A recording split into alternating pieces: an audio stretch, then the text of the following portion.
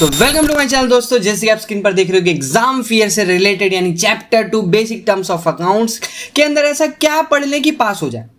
Main है कि आप अगर वीडियो पे आए हो, आपका मेन फोकस होगा सर वो चीज़ें बता दो यार चैप्टर 2 से वो कर लें ताकि हम एग्जाम को क्लियर कर लें। ठीक इसी तरह से हमने चैप्टर 1 का एक प्रॉपर शॉर्ट बना रखी, कौन कौन से टॉपिक्स आप पढ़ सकते हो। ये सारी चीज़ों का फायदा उठाने के लिए क्या करना है यार, चैनल को सब्सक्राइब कर लो। बिना टाइम वेस्ट करके वीडियो को स्टार्ट कर दे। जय हिंद जय भारत। तो आज हम बात करने वाले हैं chapter 2 class 11 accountancy basic terms of accounts. अब इसके अंदर अगर मैं बात करूं, बहुत चैप्टर इतना हाई वेटेज नहीं है। हाई वेटेज का मतलब ये नहीं कि आप पढ़ोगे नहीं, आपको पढ़ना है, बट नाउ क्वेश्चन आता है क्या क्या कर लें अकाउंटेंसी के अंदर कि भाई हम इससे अच्छा स्कोर कर सके। हर साल एग्जाम होता है, चाहे प्राइवेट स्कूल में हो चाहे गवर्नमेंट स्कूल में हो। कुछ बेसिक टर्म्स है, कुछ चीज़ें जो कि फिक्स्ड हैं, यही पूछेंगे टीचर लोग, उन्हीं को हम आज एक बार रिवाइज करने वाले हैं। बाकी आप स्क्रीनशॉट ले लेंगे, जो जो टर्म्स लिखने वाला हूँ इनको आप अच्छे से याद करके डिफाइन करके पढ़ सकते हो। बाकी अगर आप इसका चैप्टर के नोट्स चाहते हो, प्लस में अच्छे से एक एक टर्म्स को पढ़ना चाहते हो, तो एक डेडिकेट वन शॉट बना रखा है हमने, जहां पर हमने पूरी थ्योरी, हाँ जी दोस्त, पूरी वन शॉट थ्योरी की बात कर रहा हूँ। चैप्टर 1 की बात नहीं कर रहा, चैप्टर 2 की बात नहीं कर रहा, 3 की बात नहीं कर रहा, पूरे बुक का थ्योरी, यानी जितने भी थ्योरेटिकल कंसेप्ट्स हैं, टॉपिक्स हैं, वन शॉट के अंदर हमने क्या कर रखा है, कवर कर रखा है। लिंक बायो में मिल जाएगा, फटाफट से जाकर के यार देख लो। 1 से 1.5 घंटे में अगर आपका 12 से 13 चैप्टर की थ्योरी कंप्लीट होती है तो वर्थ इट है देखना। ज़रूर एक बार चेक करें और देखें। तो अब मैं वीडियो को स्टार्ट करता हूँ, बात करते हैं फटाफट से यार इस चैप्टर के बारे में क्या क्या कर सकते हैं। सबसे पहला टर्म जो स्टार्ट होता है, जो कि आपको करना, उसको पढ़ाने से पहले ना क्वेश्चन आपको समझ आना चाहिए। भाई क्वेश्चन कैसा आएगा, यहाँ से क्वेश्चन आएगा कैसे? तो क्वेश्चन क्या आएगा, आपको बेटा 3 से 4 टर्म्स दे देगा, असेट, कैपिटल, लायबिलिटी। आपको बोलेगा डिफाइन एनी 3, कोई सी भी बोलेगा, 3 कोई सी भी डिफाइन कर दो। अब कोई फिक्स्ड नहीं है, बट मोस्ट इंपॉर्टेंट जो पूछता है उन्हीं की हम बात करने वाले हैं। आई बात समझ? इनमें जो आपको मार्क्स मिल सकते हैं 4 to 6 मार्क्स में ये क्वेश्चन बन सकता है, चांसेस इतने के ही। पहला टर्म जो आपको पता होना चाहिए, जो बच्चे स्क्रीनशॉट लेना चाहते हैं ले सकते हैं, कैपिटल। कैपिटल के बारे में अगर नहीं पता तो मैं बता देता हूँ।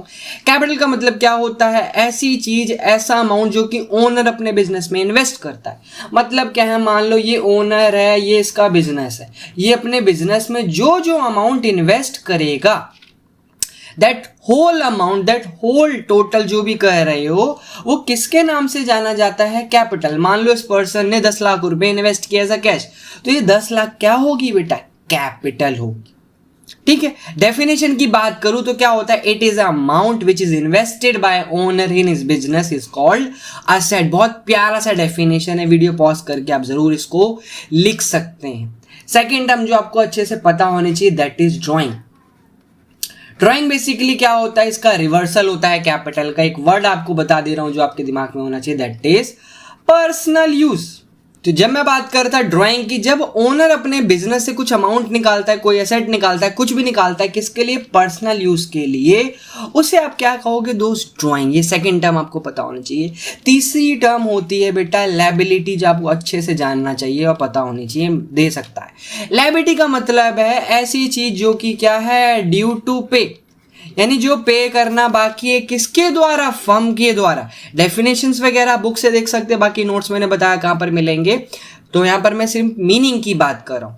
चौथा most important, that is expenditure. Expenditure ध्यान रखना, एक्सपेंस से डिफरेंट होता है। एक्सपेंडिचर उसे कहते हो जहां पर आप जो पैसा खर्च कर रहे हो, या तो वो आपको क्रिएट करके एसेट दे रही है, या तो क्रिएट करके कोई लायबिलिटी दे रही है। आई बात समझ? पांचवा टर्म जो कि आपको पता होना चाहिए बेटा, प्रीपेड एक्सपेंस। प्रीपेड एक्सपेंस ऐसी चीज जो कि आप एडवांस में पे कर चुके हो, ऐसा अमाउंट जो कि आप एडवांस दे चुके हो, that amount is known as prepaid expense. जैसे आप रिचार्ज कराते हो अपना, आप प्रीपेड ही तो करते हो। आज आपने मान लो रिचार्ज किया, आप 1 महीने तक का रिचार्ज का पे कर देते हो, तो आप उसकी सर्विस लेते हो प्रॉपर 1 मंथ तक, दैट इज प्रीपेड एक्सपेंस, यानी जो आपने एडवांस पे कर दिया। इसी का रिवर्सल कह लो या उल्टा कह लो, जिसे कहते हैं आउटस्टैंडिंग एक्सपेंसेस।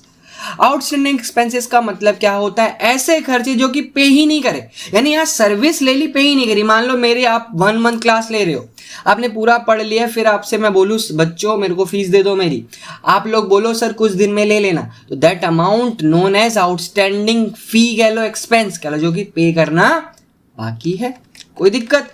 7वां टर्म की बात कर रहे हैं अगेन, दैट इज रेवेन्यू।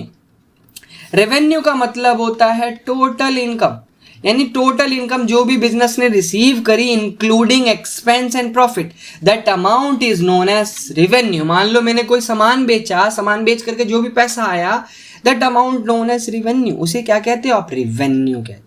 तो ये कुछ टर्म्स थी मेरे हिसाब से जो कि आपको पढ़ लेनी चाहिए अपने चैप्टर 2 के अंदर।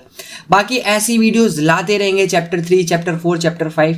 ये कुछ टर्म्स है, अच्छे से इनको रिवाइज कर लो, नोट्स आपको बता दिए कहाँ पर मिलेंगे। नेक्स्ट वीडियो ऐसी लाऊंगा चैप्टर 3 की, जहाँ पर मैं कुछ प्रिंसिपल्स के नाम बताऊंगा जो कि आप प्रिपेयर कर सकते हो अपने एग्जाम्स के लिए। बाकी आप इंस्टाग्राम पे हमें फॉलो कर सकते हैं, CY कंसेप्ट करके आपको चैनल मिल जाएगा, जहाँ की हम डेली ऐसी अपडेट देते रहेंगे वीडियोस की। आई होप आपको समझ आया होगा। मिलते हैं नेक्स्ट वीडियो में, तब तक के लिए बाय एंड टेक केयर। जय हिंद, जय भारत।